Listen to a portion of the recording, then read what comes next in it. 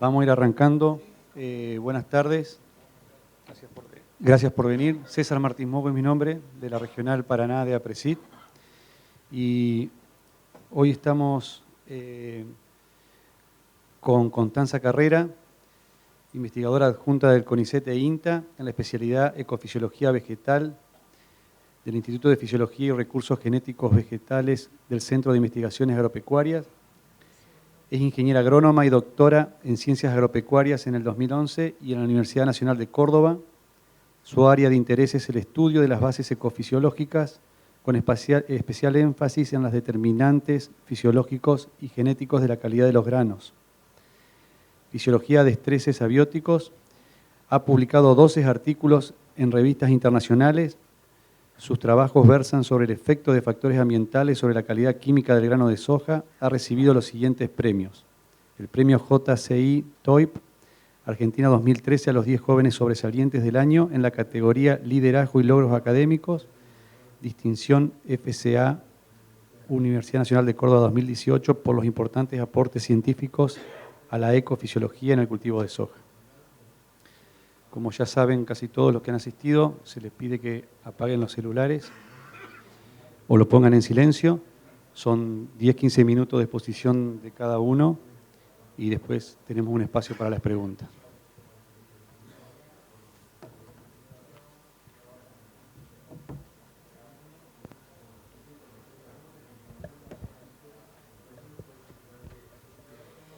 Bueno, buenas tardes a todos. Muchas gracias, César, y al equipo de APRESID por la invitación a participar del Congreso. La idea es, a partir de resultados de 2 años de experimentación a campo, responder al siguiente interrogante que plantea de si una defoliación tardía en soja siempre afecta el rendimiento y la calidad industrial nutricional del grano. Entonces, de manera muy breve, muy sintéticamente, sabemos a través de la ecofisiología que no todo el ciclo del cultivo resulta igualmente crítico para la determinación del rendimiento. Existe una ventana crítica, si consideramos el ciclo ontogénico del cultivo de soja, existe una ventana crítica para la determinación del principal componente numérico del rendimiento, que es el número de granos, y que gira en torno a esta ventana a los estadios R1, R2, R5, R6. Por supuesto que esta ventana no es rígida, puede moverse, van a encontrar en la literatura, en función de resultados de diferentes trabajos. Si consideramos el otro componente numérico del rendimiento, que es el peso de granos, que es importante porque explica una importante proporción de la variación del rendimiento, sobre todo en siembras tardías o cuando los estreses ocurren tardíos en el ciclo del cultivo, como ya vamos a ver. La ventana crítica para la determinación de este componente del rendimiento gira en torno a R5, R6. Y en esa ventana de tiempo también se definen los atributos que determinan luego la calidad de ese grano de soja.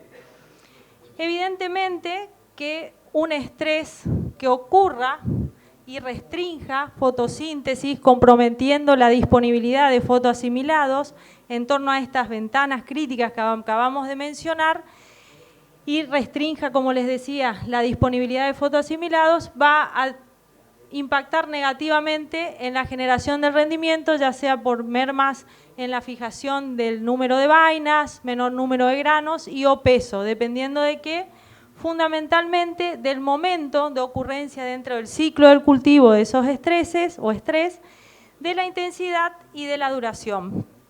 El objetivo del presente trabajo de investigación, uno de los objetivos del cual les voy a comentar hoy, fue cuantificar el impacto que tienen distintos niveles y momentos de defoliación tardíos durante el periodo reproductivo del cultivo de soja en rendimiento, componentes numéricos, atributos que definen a la calidad química de ese grano de soja y la intercepción de radiación. Para abordar este objetivo, realizamos experimentos en el INTA Manfredi, que está ubicada en Córdoba, durante 2 años consecutivos, ubicando la fecha de siembra el primer año, la última semana de noviembre y el segundo año la primera semana de diciembre, de tal forma que el llenado de granos, los 2 años, se ubicó desde la segunda quincena de febrero y todo marzo. El genotipo que utilizamos fue el de la empresa Nidera, el cultivar 5009, y empleamos un diseño en bloques completos al azar con 3 repeticiones. Aplicamos 3 niveles o intensidades de defoliación, que a saber fueron 33, 66 y 100% de defoliación.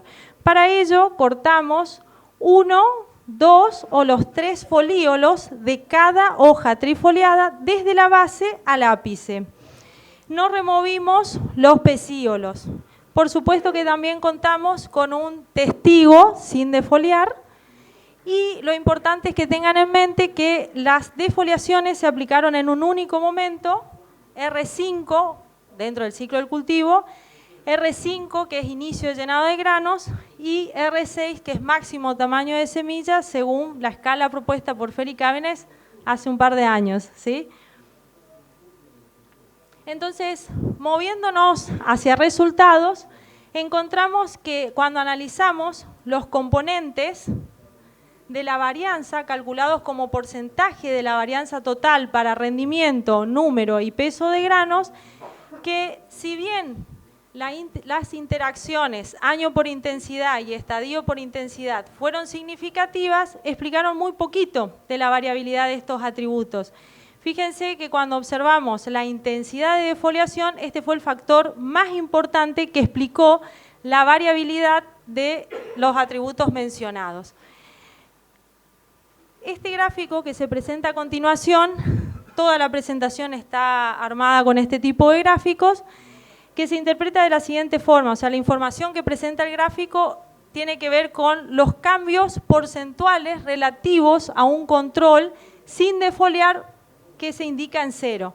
En este caso particular, para las variables rendimiento en amarillo, número de granos en naranja y peso de granos verde. Lo primero que observamos, fíjense, que una intensidad de defoliación del 33%, ya sea que se aplique en R5 o en R6, no genera cambios significativos ni del rendimiento ni de los componentes numéricos. Cuando aplicamos una intensidad de defoliación, bueno, no sé si tal vez me escuchan sin tener que... cuando aplicamos una intensidad de defoliación del 66% en R5, disminuye el rendimiento por caídas principalmente del número de granos, ¿sí? Sin mermas significativas del peso de grano, básicamente por un efecto de compensación, porque si bien tenemos menos fuentes, también tenemos menos destino fijado, y esto impide que el peso de grano se desplome. Fíjense que esto cambia cuando aplicamos la misma intensidad de defoliación, pero en R6, fíjense que tenemos mermas del rendimiento por caídas tanto del número como del peso de granos. Noten que las caídas del número de granos son de menor magnitud respecto a las caídas que observábamos en R5 con la misma intensidad, con lo cual está hablando de que hay más destinos fijados. Entonces, como tenemos menos fuentes pero más destinos fijados, indefectiblemente el peso de grano cae.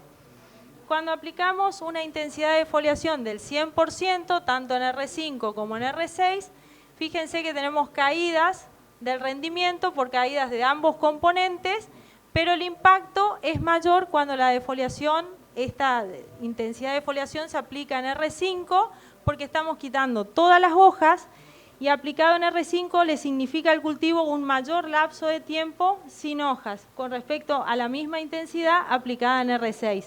En un momento donde todavía se está definiendo el número de granos y se comienza a definir el segundo componente de rendimiento más importante, que es el peso. Luego analizamos cómo respondieron los atributos que definen la calidad de ese grano de soja, expresados como aceite, proteína, en términos de concentración y contenido. Y también fíjense que la intensidad de defoliación fue el factor que más explicó a la variabilidad de estos atributos químicos, tanto cuando estaban expresados como porcentaje como con concentración, contenido, perdón. El resto de los factores, cuando significativos, fíjense que explicaron muy poquito de la variabilidad de estos atributos.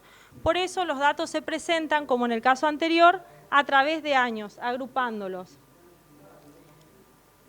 Cuando analizamos aceite y proteína en términos de contenido, que básicamente se expresan en miligramos por grano, como es lógico y de esperarse, la respuesta copia la tendencia de lo que observábamos con peso de grano, ¿sí? Ante una defoliación del 33% no tenemos respuesta significativa ni del contenido de aceite ni del contenido de proteína. Una defoliación del 66% reduce significativamente tanto contenido de aceite como de proteína, únicamente cuando estos tratamientos se aplican en R6. No hay respuesta cuando tenemos esa intensidad en R5. Y cuando tenemos una defoliación del 100%, tanto en R5 como en R6, cae el contenido de aceite y proteína, pero noten, las barras amarillas representan al aceite. El aceite cae en mayor proporción comparado con la proteína que se indica en verde. Y esta respuesta es lógica si entendemos que el aceite se sintetiza principalmente a partir de la fotosíntesis actual, mientras que la proteína depende de, por lo menos en parte, de procesos de removilización de reservas desde los órganos vegetativos hacia los granos, ¿sí? Cuando analizamos estos mismos atributos químicos, pero ahora expresados en términos de concentración, que ya nada tiene que ver con el peso de grano, sino la proporción de cada atributo químico en relación a los restantes, fíjense que el único tratamiento que genera cambios significativos es el drástico, cuando sacamos el 100% de las hojas. ¿Cómo?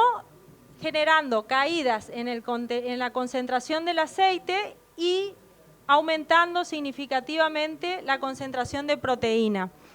Acá lo que hay que entender es que ante un estrés que ocurra durante el llenado de granos que disminuya significativamente el peso de grano, hace disminuir el contenido de todos los componentes químicos, ¿sí? Pero el componente químico que disminuya proporcionalmente menos a los restantes, luego se va a ver reflejado en un aumento de concentración respecto al resto. Esto es porque se concentra más, por eso son los resultados que ustedes están observando. Luego analizamos la calidad del aceite de soja, de ese aceite que se producía, ¿sí? Acabamos de ver que el aceite solamente respondía, la concentración del aceite solamente respondía al tratamiento más drástico de defoliación, disminuía ante una defoliación del 100%. Ahora vamos a ver que la calidad de ese aceite responde a todos los tratamientos de defoliación. La calidad del aceite la estudiamos a partir de la determinación o cuantificación de la concentración de los ácidos oleico, linoleico y linolénico, que como ustedes sabrán, y si no algunos se estarán enterando ahora, representan aproximadamente el 86% de los ácidos grasos que conforman el aceite de soja, ¿sí? Y que determinan la calidad química de ese aceite, el uso final.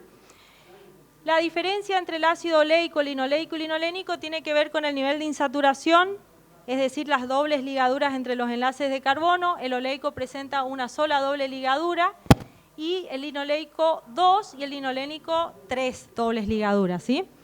Fíjense que cuando analizamos también los componentes de la varianza, encontramos que el factor intensidad fue el factor que más explicó la variabilidad de estos atributos químicos que definen la calidad del aceite. El resto de los factores, cuando significativos, explicaron muy poquito de la variabilidad de este aceite. Y como mencionábamos anteriormente, el aceite, la calidad de ese aceite respondió a todos los tratamientos aplicados, ¿sí? A diferencia de cuando analizábamos la concentración de aceite por sí solo. De esta forma cambió. Fíjense que en la medida que se intensificaba la defoliación, o sea, mientras más hojas sacábamos, el aceite presentaba una menor concentración del ácido oleico. El ácido oleico es importante porque le confiere estabilidad oxidativa a ese aceite, es importante para la industria aceitera. como están expresados en porcentajes, estas disminuciones en concentración de aceite de oleico luego se ven reflejadas en un aumento significativo de las concentraciones de los ácidos grasos poliinsaturados, linoleico y linolénico. Lo importante es entender que la síntesis de estos ácidos grasos que conforman el aceite se da durante el llenado de granos, ¿sí? Y utiliza como insumo principal los hidratos de carbono provenientes de la fotosíntesis actual. Luego se produce la desaturación consecutiva y el oleico da origen al linoleico y el linoleico al linolénico, con lo cual un incremento en la intensidad de las defoliaciones, ¿sí? En la medida que menos hojas hay, podría estar modulando la composición de ese aceite a través de cambios en el suministro de carbono hacia los granos en el momento que se están sintetizando los ácidos grasos, ¿sí? Afectando la síntesis del oleico, que es el primero en formarse, digamos, a partir del cual se sintetizan el resto, no es el primero en formarse. Entonces, para entender estos resultados que les estaba comentando, nos preguntamos cuánto representaría para el cultivo estas diferentes intensidades de defoliación en términos de la disminución de la radiación interceptada. Y para ello calculamos esta variable, que es la radiación fotosintéticamente activa interceptada acumulada durante el llenado de granos. Fíjense qué interesante, porque no encontramos respuesta, por lo que acabamos de ver, en la mayor parte de las variables analizadas en el trabajo no encontramos una respuesta a una defoliación del 33%. ¿Cuánto significó ese 33% de reducción de hojas para el cultivo en términos de radiación? Menos del 4%, ¿sí? Por eso creemos que no habría respuesta de las variables ante esta intensidad de defoliación. Y esto tiene mucho sentido si simultáneamente miramos los valores de IAF alcanzados en estos tratamientos. Fíjense que una defoliación del 33% aplicada en R5, esas parcelas alcanzan un IAF de 4 que están dentro de los valores de IAF crítico, es decir, ese índice de área foliar que le permite al cultivo capturar el 95% de la radiación interceptada, de incidente, ¿sí? Ahora bien, en R6 esas parcelas alcanzan, cuando se defolía en R6, alcanzan, fíjense, un 2, disminuye respecto a la misma intensidad aplicada en R5, porque no se olviden que estamos en un cultivo cuyas hojas abscisionan conforme avanza el llenado de granos, ¿sí? No obstante, debido seguramente a un arreglo espacial, un arreglo de estructura de ese canopeo, esto no le implica al cultivo un impacto muy grande en términos de disminución de la radiación interceptada que no supera el 4%. Esto es interesante. Fíjense que cuando defoliamos un 66% tanto en R5 como en R6, esto le implica al cultivo una reducción de solo el 14% de la intercepción. Y únicamente cuando quitamos todas las hojas es cuando encontramos que la intercepción de radiación se desploma, lógicamente, ¿sí? Pero el mayor impacto se da en el tratamiento que se aplica en R5, por lo que hablábamos antes. Esto le implica al cultivo un mayor lapso de tiempo dentro de su ciclo sin hojas, ¿sí? Entonces, como algunos mensajes para llevarnos a casa serían que una defoliación del 33%, ya sea que se aplique en R5 o en R6, no genera cambios ni del rendimiento ni de los componentes numéricos, tampoco me altera la concentración y el contenido de los componentes principales que determinan la calidad de ese grano, pero sí me cambia, y esto es muy interesante para seguir trabajándolo, me cambia la calidad de ese aceite generado hacia una mayor insaturación, o sea, una mayor concentración de los ácidos grasos poliinsaturados, linoleico y linolénico, que son esenciales, ¿sí? Necesitamos nosotros incorporarlos a través de alimentos de origen vegetal, pues no somos capaces de sintetizarlos.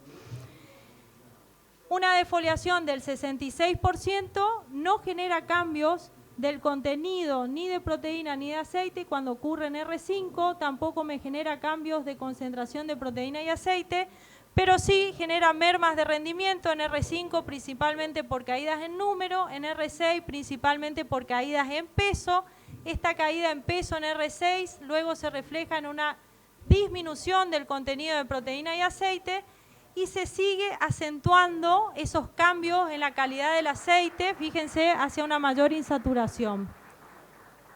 Ante defoliaciones del 100% tenemos respuesta de todas las variables analizadas, se exacerban las mermas del rendimiento, cae el contenido de proteína, pero en mayor proporción el de aceite, entonces esto hace que aumente la concentración de proteína y disminuya la de aceite y seguimos acentuando la insaturación de ese aceite hacia una mayor concentración de los ácidos grasos linoleico y linolénico. Por último, nos encontramos trabajando en este momento en cuantificar cuánto explica esa radiación interceptada del rendimiento y de la calidad del grano de soja, también avanzando hacia los mecanismos para explicar estas respuestas. Estamos mirando la respuesta a nivel de estratos, que son mundos totalmente distintos en ese canopeo, y nos quedamos pensando a partir del tratamiento principalmente del 33%, si la soja no podría tolerar tal vez una reducción mayor de defoliación, porque luego saltamos a una defoliación del 66, nos faltaría algo intermedio, un tratamiento intermedio, y cuáles serían las respuestas esperadas ante un escenario que combine siembras tempranas con suficiente disponibilidad hídrica. Bueno, simplemente agradecerles la atención, el trabajo es posible por la participación de numerosas personas y muchas gracias a todos.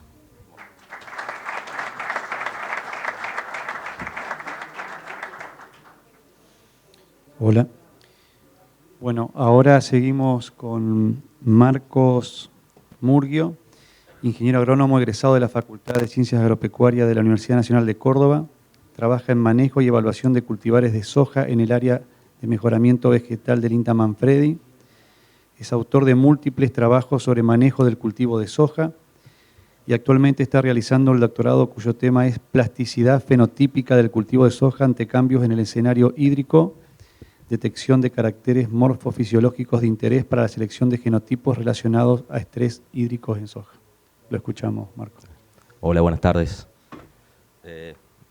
¿Se escucha bien? Bueno, los cultivos para enfrentar la sequía tienen 4 principales estrategias. Una estrategia es el mantenimiento del estatus hídrico, ya sea evitando la deshidratación, como puede ser a través de un control estomático o una reducción de la superficie foliar. También lo puede hacer manteniendo la absorción de agua, por ejemplo, a través de raíces más profundas.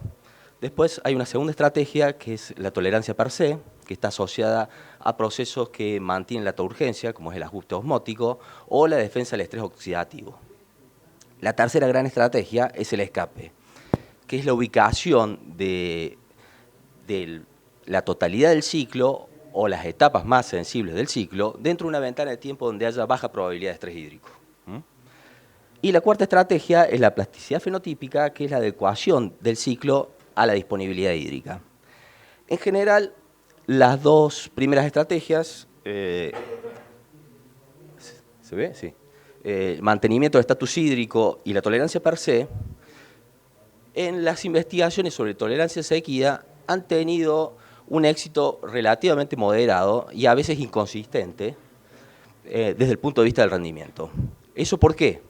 Porque en general la introducción de caracteres relacionados principalmente con la supervivencia de plantas o con el consumo mínimo de recursos no necesariamente son compatibles con rendimientos aceptables desde el punto de vista económico o agronómico.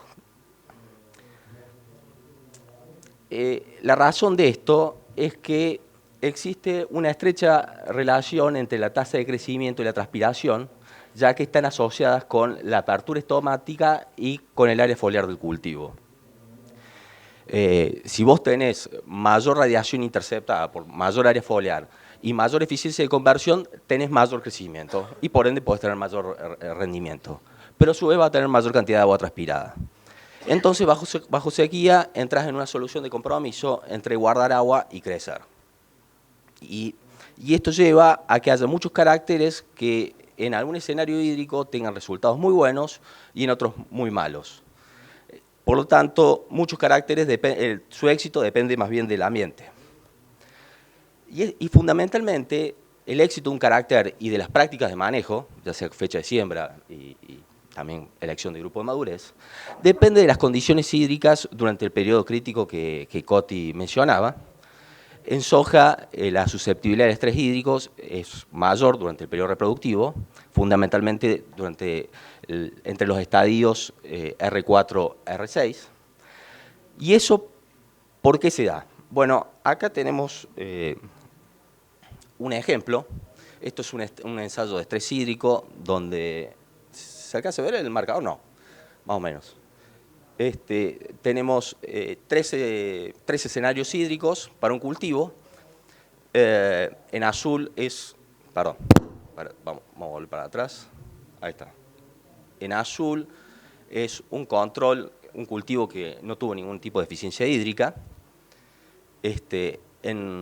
En verde y en amarillo son cultivos que tuvieron una restricción hídrica que consistió en aportarle la tercera parte del agua que consumía este control regado. Esto es consumo acumulado y estos días desde la restricción. Pero para ubicarse dentro del ciclo de cultivo, R3 está alrededor del segundo punto que ven acá, más o menos a los 7 días de inicio de la restricción hídrica. Bueno, ¿y qué vemos? Acá vemos diferencias de consumo, y esas grandes diferencias de consumo entre un cultivo sin restricción hídrica versus dos tratamientos que están sufriendo algún grado de estrés, se traduce en pérdidas o disminuciones en la tasa de producción de vainas y en el número final de vainas. Hay que aclarar que estos dos tratamientos bajo estrés se diferenciaban en la cantidad de agua acumulada en el sustrato. Esto fue un ensayo hecho en lisímetros, y esas diferencias de agua acumulada al inicio del periodo de restricción hídrica produjo diferencias en la tasa de consumo inicial, que se tradujeron justamente en diferencias en la tasa de producción de vainas al inicio.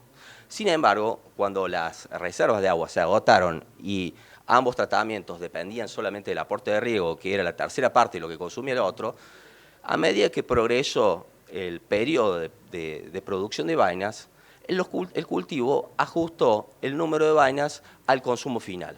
Y por lo tanto, ambos escenarios hídricos tuvieron rendimientos similares. Estas diferencias en el número de vainas por unidad de superficie, recordemos que el número de vainas está estrechamente asociado con el número de granos y, evidentemente, el número de granos define en gran medida el rendimiento. Bueno, estas diferencias en el número de vainas por unidad de superficie se debieron a sus dos componentes. El número de nudos por unidad de superficie, que se redujo en los tratamientos bajo estrés. Esto pasa porque justamente durante el periodo entre R2 o R3 y R5 y pasado R5 tenés un crecimiento simultáneo de estructuras vegetativas, o sea, hojas y nudos, sitios potenciales para la producción de nuevas vainas, y estructuras reproductivas como son las vainas, ¿no?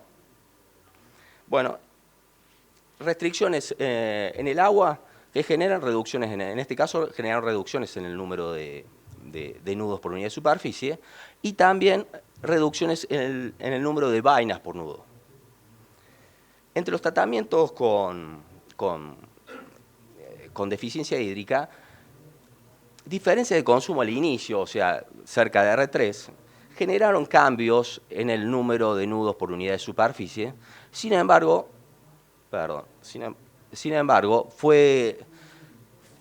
esas diferencias fueron compensadas o tendieron a ser compensadas por el número de vainas por nudo.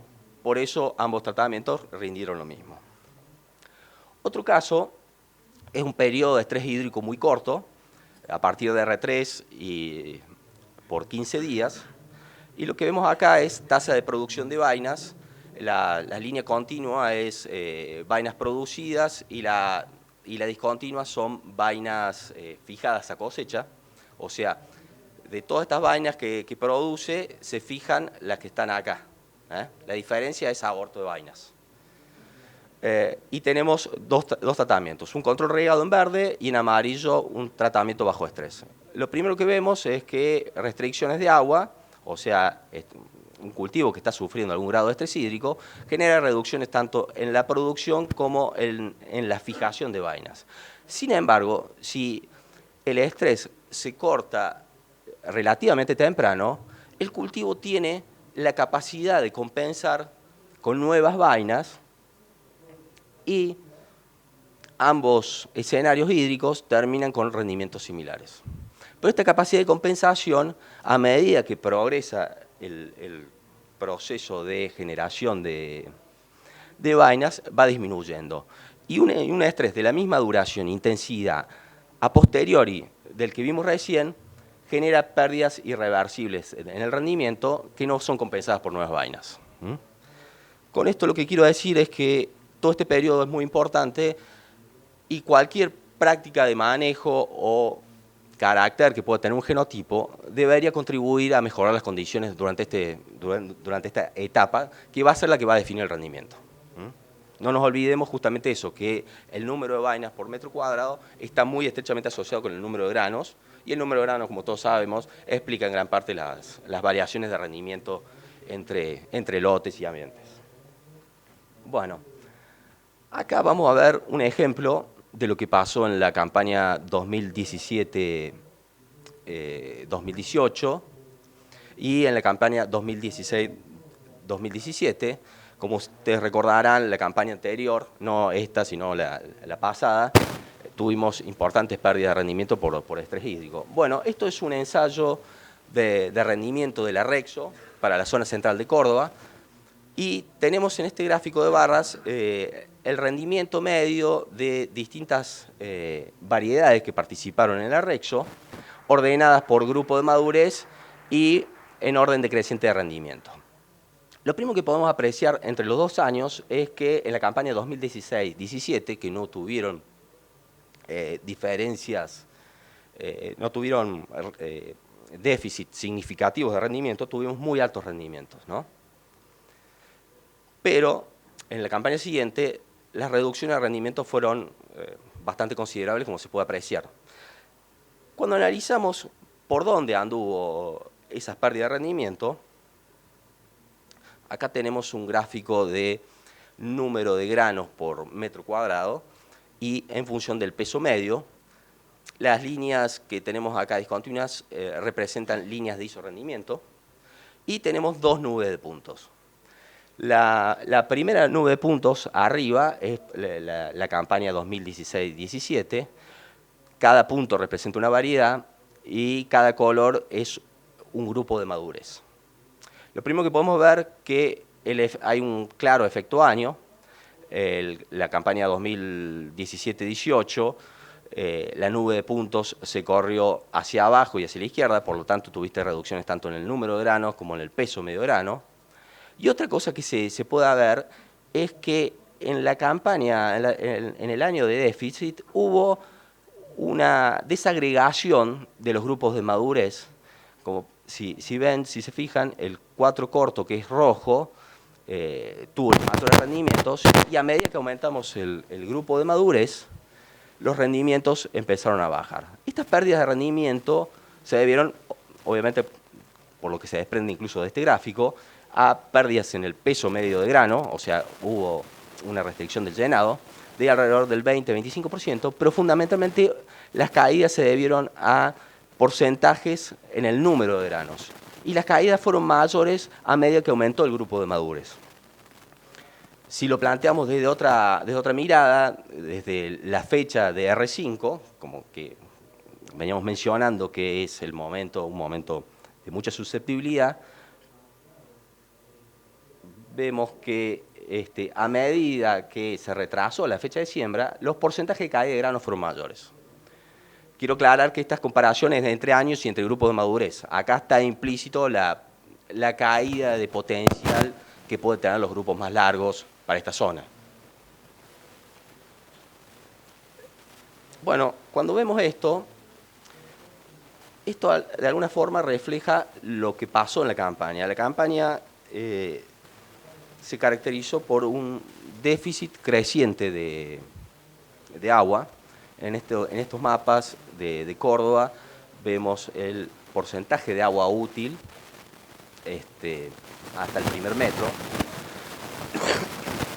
En verde son capacidad de campo o mayor humedad, y en rojo suelos más vaciados, ¿no?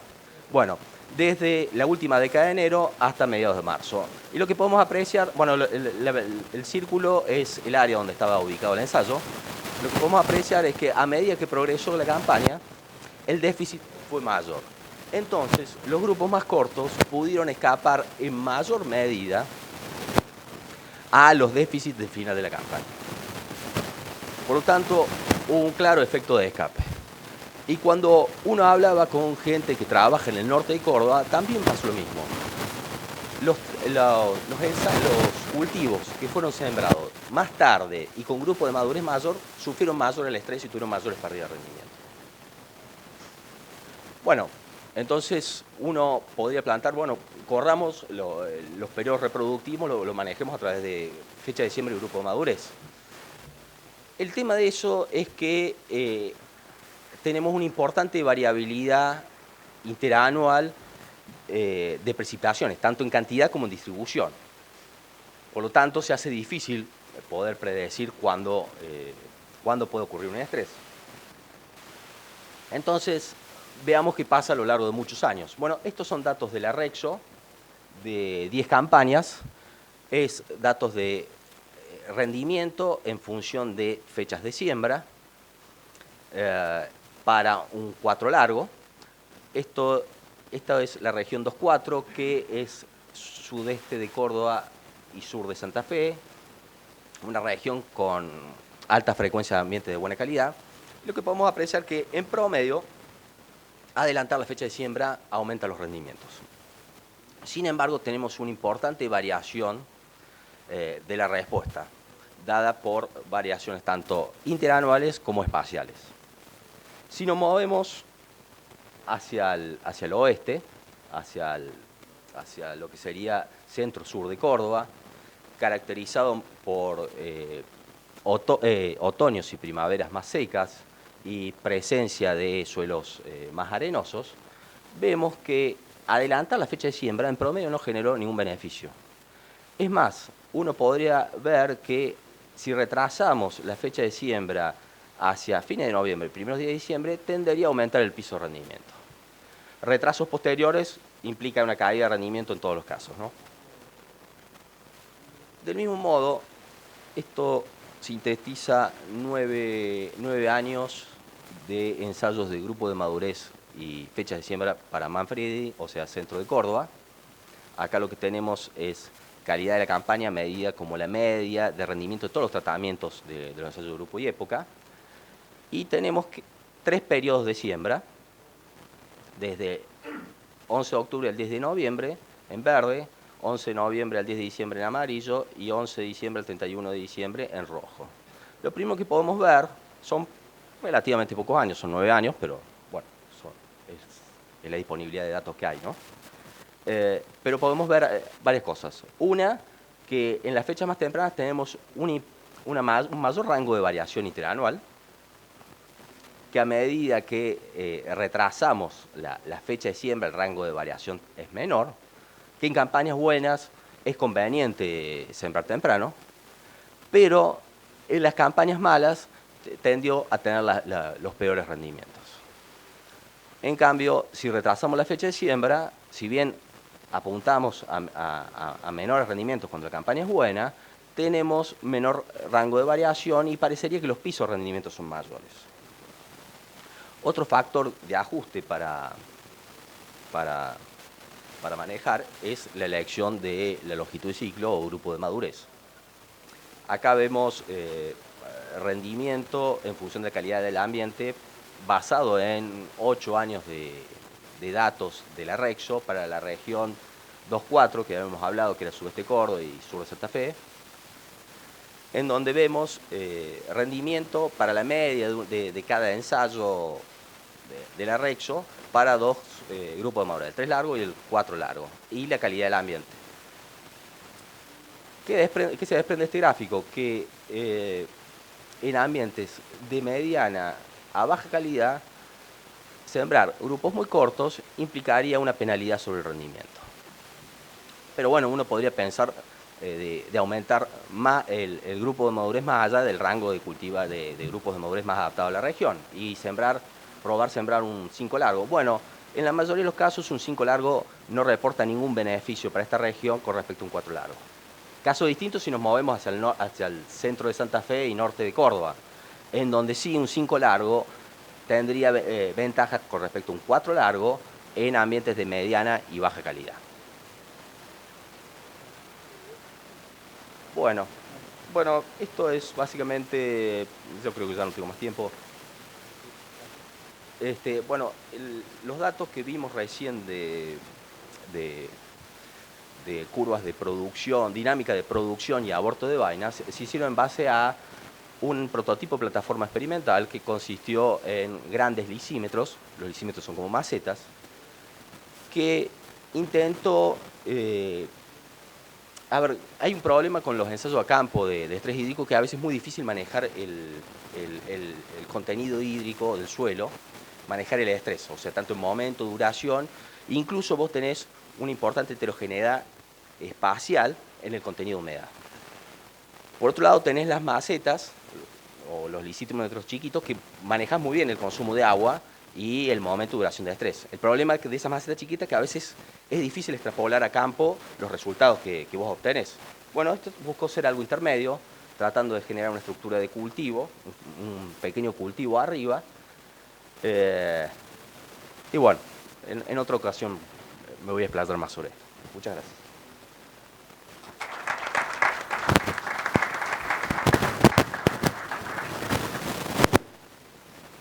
Bueno. Hola. ¿Preguntas para los disertantes? A ver. Hola. Una consulta para Constanza.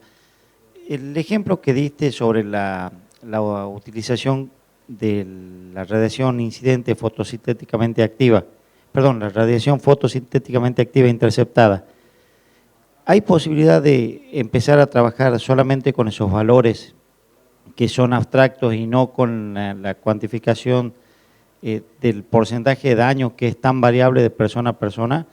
Si ¿te animarías a decir que a partir de ahora vos podés trabajar directamente con medidores de radiación, teniendo en cuenta que todas las variedades tienen una arquitectura distinta y que la percepción del porcentaje de daño cambia mucho de persona a persona para hacer un trabajo rápido? Sí, lo más importante es lo que queda, no tanto lo que perdemos en el cultivo de soja, ¿sí? Por eso el énfasis está puesto en lo que importa es lo que el cultivo intercepta, en definitiva. Y como sabemos, la soja produce mucha más hoja de la que necesita, o sea, por eso por ahí focalizarse en un porcentaje de intensidad de foliación no es informativo, pero no te termina de explicar lo que está pasando. O sea, si querés dar un pasito más y entender, me parece que algo mucho más integrador y que me permite entender el funcionamiento, porque en esto lo importante es que entendamos cómo funciona el cultivo para poder entender qué medidas tomar. No me gustan las recetas, pero sí me inclino más como un estimador la intercepción de radiación porque es integradora. Sí, no sé si te...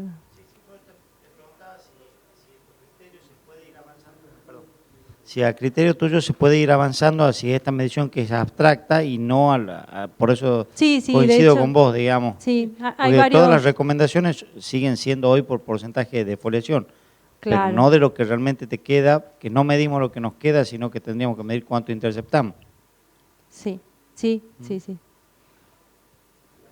Por ahí se hace difícil a campo eso. Pero bueno, muy buena pregunta. Una pregunta más. La medición es bastante rápida, te digo. Te quería preguntar, Es de las más fáciles. ahí vimos, mostraste datos de dos campañas de la Rexo, una húmeda y una seca, Sí, y en la seca los grupos cortos anduvieron mejor que los largos. sí. Eso lo estamos viendo un poco también en nosotros en el campo. Te quería preguntar, ¿cómo combinas eso con el otro gráfico que mostraste casi al final, donde para índices ambientales bajos anda mejor, o mostrabas ahí, Bueno, un grupo un poco más largo? yo creo que no hay una receta definitiva. Justamente la recomendación general siempre fue, tenés déficit hídrico, tenés un ambiente con alta probabilidad de déficit hídrico, retrasar la fecha de siembra, aumentar el grupo de madurez. Pero no necesariamente todos los años vas a tener éxito con eso. De hecho, el año pasado fue un testimonio de eso. Pero también te puede pasar otras campañas. Creo que la campaña 2008 pasó al revés. Justamente los planteos más agresivos fueron los que más sufrieron. Los planteos que buscaron grupos más cortos y siembras tempranas. Todo depende también de la distribución de las precipitaciones, ¿no? Ese gran problema. Esperemos que los pronósticos en el futuro mejoren en precisión y eso nos va a dar mucho más herramientas para trabajar con esto. Me parece que es fácil a veces trabajar en ambientes buenos, pero en ambientes malos tenés que saber que siempre trabajas con cierto grado de incertidumbre. Bueno, No agradecemos, sé si te respondí o... Bueno, esto no. agradecemos a los chicos y tenemos que dar paso a al próximo tercio. Gracias.